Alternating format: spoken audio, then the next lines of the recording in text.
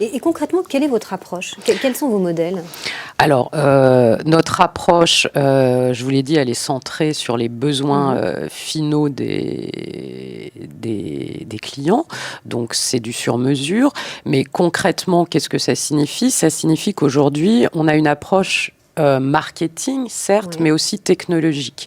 Donc, on développe une plateforme, des plateformes qui vont complètement s'intégrer via une ou des API dans l'écosystème de l'assureur.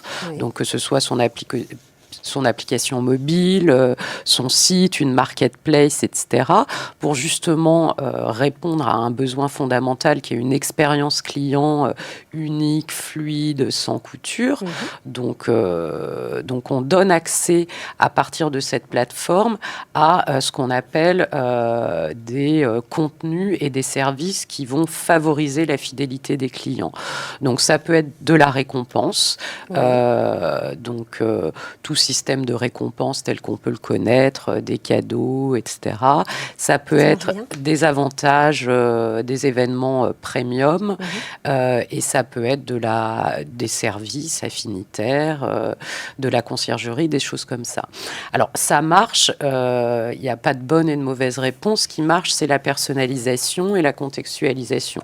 Donc, ce qu'on propose et ce qui fait la différenciation de nos programmes, c'est que, en fait, ces plateformes utilisent donc la big data, le machine learning et l'intelligence artificielle pour agréger de la donnée client.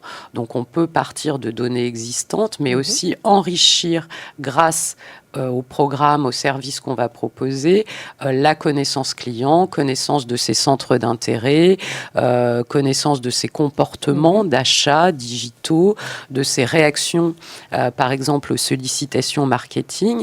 Et c'est l'agrégation de toutes ces données, de toute cette connaissance client et ensuite l'analyse qui est faite à travers le machine learning, etc., qui va faire le succès de ces programmes, puisque derrière, l'offre fidélisante qui va être proposée sera complètement personnalisée et pourra très bien mixer à la fois du service, des services premium et des choses beaucoup plus transactionnelles comme par exemple des avantages financiers.